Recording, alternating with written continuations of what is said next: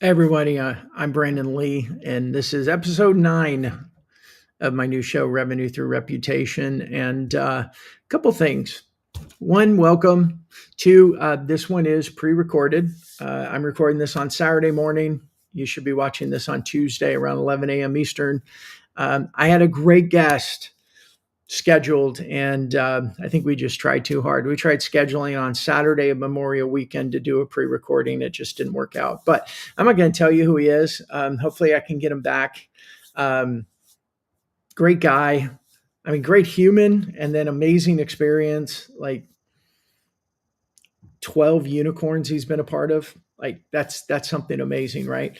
So, but I'm not going to tell you. We'll rebook it. We were going to talk about overcoming life's obstacles. We are going to talk about this whole digital thing around building personal reputation and network.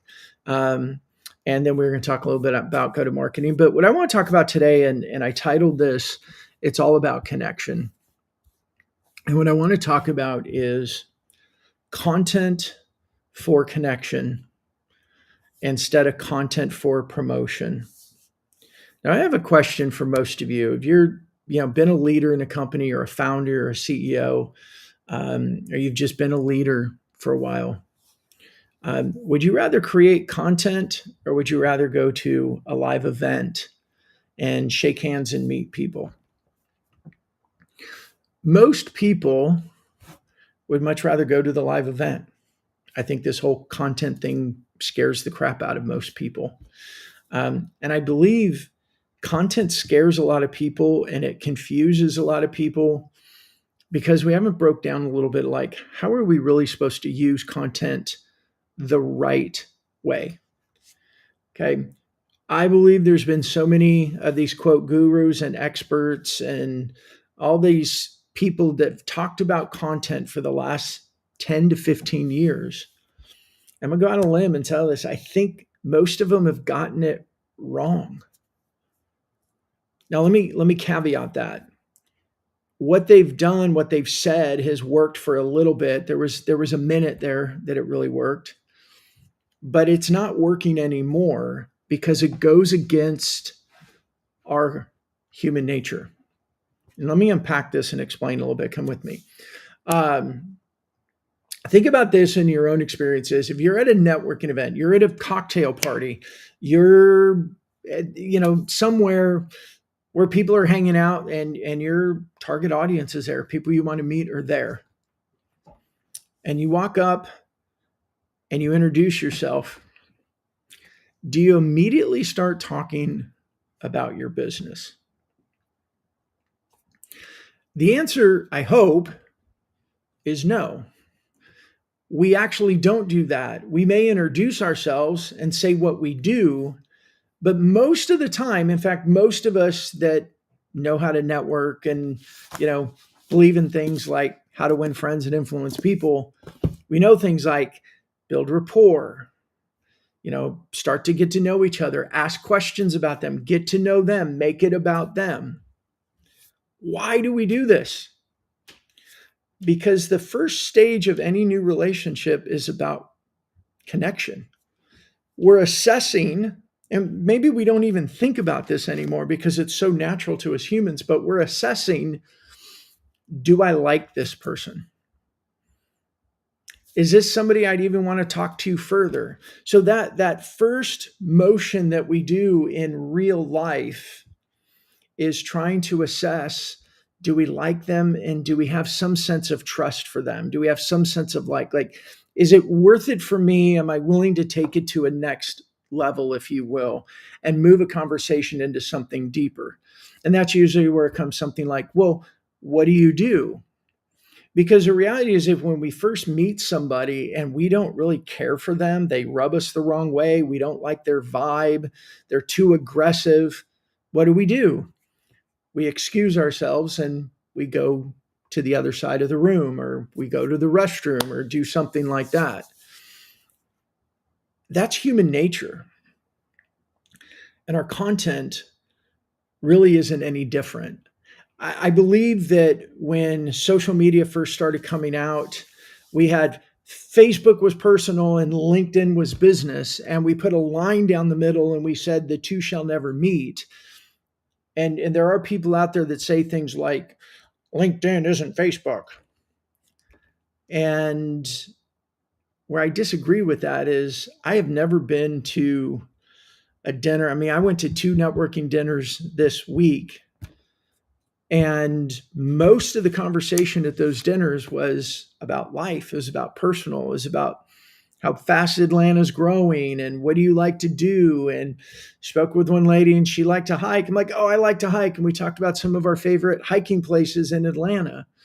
And then eventually it would get down to work.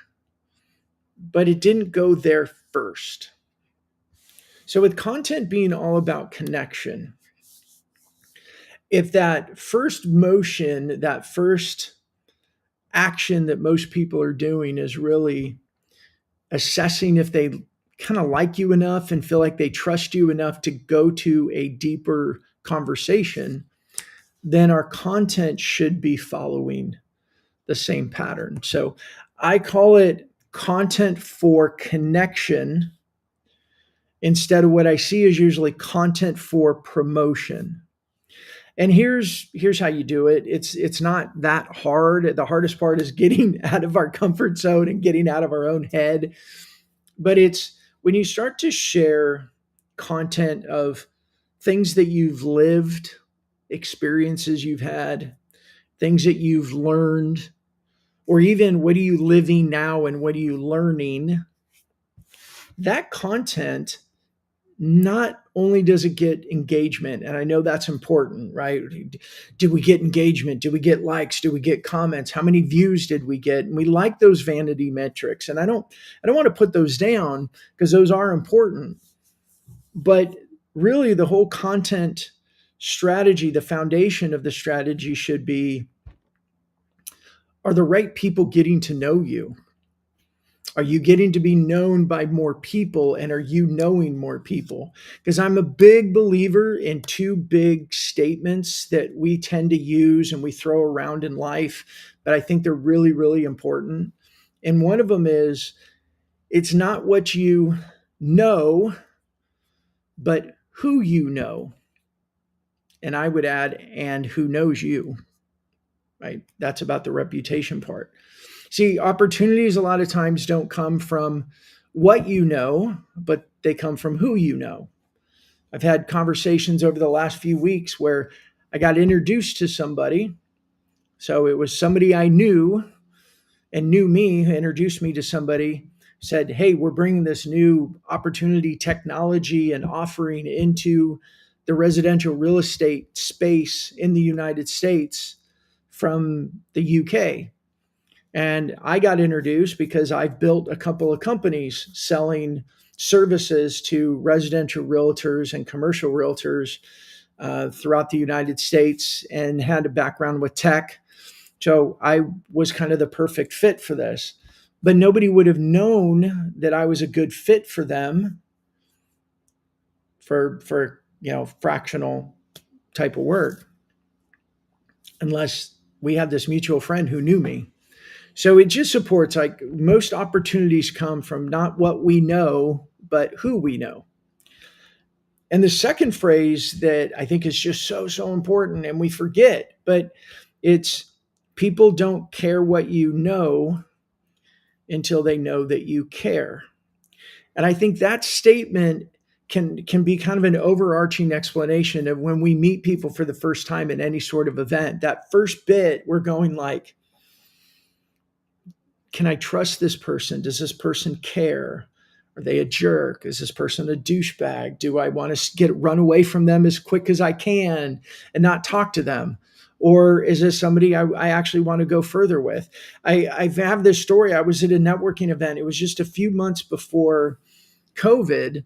And it was kind of your typical, it was in a restaurant. Everybody had a drink in their hand. There were about 5 of us standing in a circle, chit-chatting, right? That early phase of getting to know each other. And this woman came over and I hadn't seen her before. And I just remember she was kind of short because she kind of parted me and another person and said, oh, excuse me. She goes, I don't mean to interrupt, That's exactly what you meant to do. Own it. But whatever.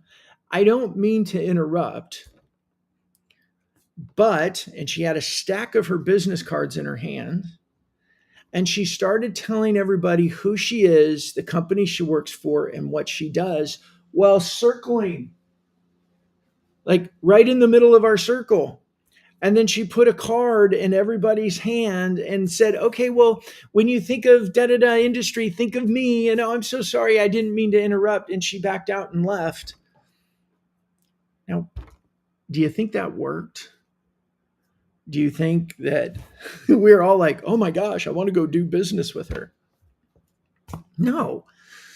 In fact, there was one person in the group, a total smartass, and I put my hand in with her card and I said, trash can? And everybody threw her card in my hand and I crumpled them up and threw it away. And we went back to doing our getting to know each other the proper way. Now, content for promotion is about sharing your experiences. And I know there's, oh, be authentic and be transparent. And I think those words scare the crap out of people. And I think they should at least make you cautious, because there's a lot of influencers out there that will say, oh, authentic, you have to, you know what, if that's not your style, that's not your style. Don't do it. But here's what I recommend. Here's kind of the methodology. We want to find 3 topics that are pretty consistent throughout your career and your life, that you've learned a lot, you've experienced a lot, and make those your core content, because you get to talk about what have you lived and what have you learned, what are you living, what are you learning.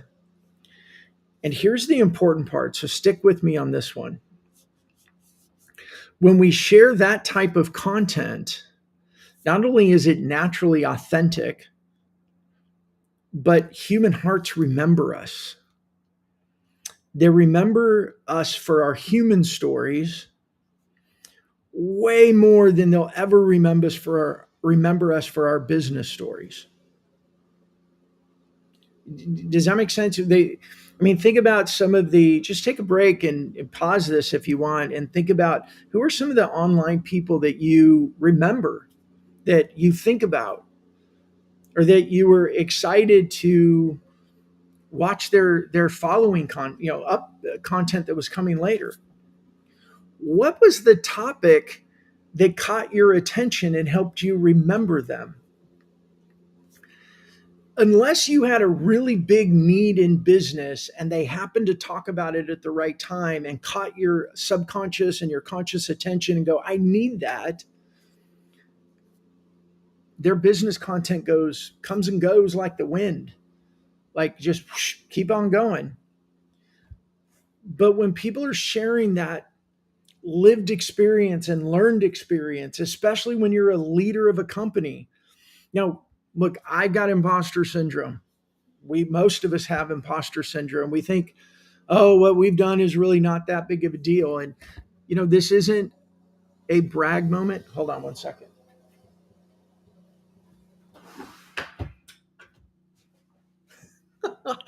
I'm recording, but you know what? Neighbor's mowing his lawn on a Saturday morning, and I had my window up because it was a beautiful morning and I wanted fresh air and sunshine, but not mower sound. Look, we all have imposter syndrome because there's always somebody out there that's done more, done bigger, done better. And I get all that, but if we can get comfortable with sharing some of the experiences that we've experienced and the things we've overcome, or the challenges we faced, or the goals that we went after, doesn't even matter if we achieved the pinnacle. More people are going to remember us because of those human stories than they ever will about our business stories. Now, I can know some of you are like, well, that sounds like Facebook, sounds like TikTok. The way that we use this in business Just like people that are really good at networking, they talk about, they ask questions, they get to know people, they share funny stories, maybe they tell jokes. And when people start to feel like they know them, then they'll bring the business element into it, or they'll just get to know people and then follow up a few days later and say, we had such a great time the other day. Hey, I've been meaning to ask you, I've been thinking about this, and bring the business portion into it. What we can do, and this is the strategy, and this is how we help customers at Fist Bump, and um, anyone can do it. So you get those 2 to 3 really areas of your life where you've lived a lot and learned a lot, and then you bring those into business environment. So here's an example. Um, I think I've shared this before. If you've heard it before, I'm sorry. But I've got another story I'll tell. And this was a friend that I was helping several years ago. Sells tech, very competitive space, was trying and trying and trying to get this individual's attention because it was a good prospect, named account. And as I was working with him on like, hey, we bring in our lived and learned experiences into us, he did a post and told a story about how he was training for this specific bike ride, like, one of those bucket list things that he wanted to do and ride a bike to some peak in France. And then he got sick and he didn't know if he was going to make it, but he was able to get out of the hospital and get back, and he finished it. And he had a picture of him with this bike over his head at the top of this peak in France in the picture, and he was telling his story of overcoming. And guess who happened to be a cyclist also, and saw the picture, read the personal human story, and commented on it because they had this mutual bond with cycling. It was his hot prospect. Now, I get it. I know some of you are going to say, oh, that was lucky. Yeah, part of it's lucky. But you know what? The more we do the work and the more consistent we do the work, the luckier we get, right? The harder I work, the luckier I get. There's another expression that we need to take serious. That is how we bring in what have we done in life? What have we lived and what have we learned? And how do we bring that into content? And then, just add a little touch of business, because our humans, we remember the emotional. It's called emotional resonance. Can they resonate with us emotionally? They will remember us. They will remember us here. They will remember us here. But if we just always lead with business, man, it's like it's a message that's in the wind. Do you like that? It's just a message in the wind. Especially now when there's so many messages coming at us. There's, the cold calls, the cold emails, and pitch, and sales. We have to have the courage to be different. So I want to wrap it up with this. We need to create content for connection, for emotional resonance, emotional connection, so that we're actually remembered. We stand out in this massive noise. And of course, it doesn't mean we leave business off on the side and never talk about it. Just like at an event, that's always the goal. We're all in this to make money, but we do business with those who we know, like, and trust, and that really hasn't changed even in this AI world. I think about, I got it right here, when Matt Dixon was on my other show, and we talked about the Jolt effect. And if you guys don't know, Matt Dixon was the co-author of the Challenger sale before he did the Jolt effect. And one of the big things I remember from the Jolt effect was they did the study, they did the data, and it was like 70, what was the number now? It's about 70% of the time, humans do not make the most logical or the best buying decision.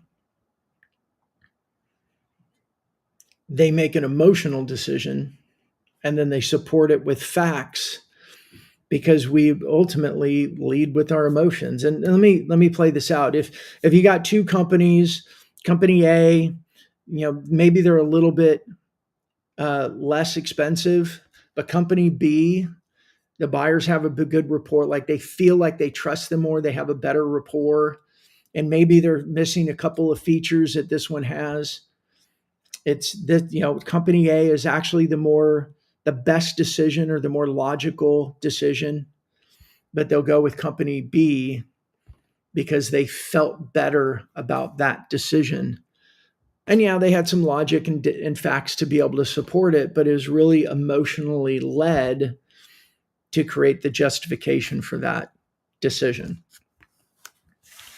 So what I hope you get today is, I think we've gotten it wrong for the last 10 years. Content to promote and promote and promote. We've been in business a long time. We know it's not about promotion. It always has been and always will be about relationships. It'll always be about connections first. That will always dominate anything else. And yet, for so long, we've hid behind content of being about our business, about our service, about our this, about our that. You just go out and build relationships with people. And you can accelerate the face-to-face with your content. I'm going to end with one last story. I was at a dinner networking event.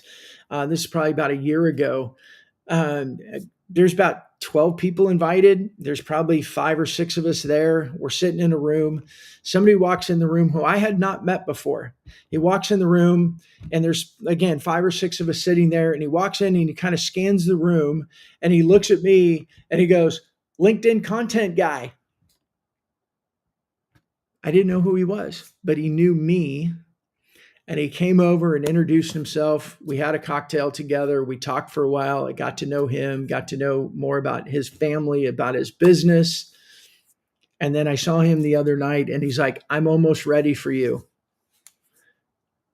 My point of that is that with our content, our reputation goes before us. We can leverage content when we do it the right way for our reputation to go before us. And I'm going to end with, it's not what you know, it's who you know. And people don't care what you know until they know that you care. And I know that it's easy to kind of take things like that and turn them into just trite expressions, and I think they become universal expressions because they're true. So, hey, thanks for joining me today on this pre-recorded session and all that went with it. I am Brandon Lee. I'm the founder of Fist Bump. I'm the host of Revenue Through Reputation. And by the way, I think I'm going to change my show name here pretty soon, because everything I talk about, it's about how do we create content that emotionally resonates with our network so they remember us, because that's the most important thing first. If they don't remember us, it doesn't matter how good our message, our product, our service is, if they don't remember us. So that might be coming up too, if you have any suggestions. So, all right, everybody. I hope those in the U.S., I hope you had a wonderful Memorial weekend and took some time to actually remember those who have given the ultimate sacrifice for our country and for our freedoms. And of course, I know it's also a big time for grilling and barbecues with our family. I hope you had some really good family time. And I will see you next week on Revenue Through Reputation. Thanks for joining me today.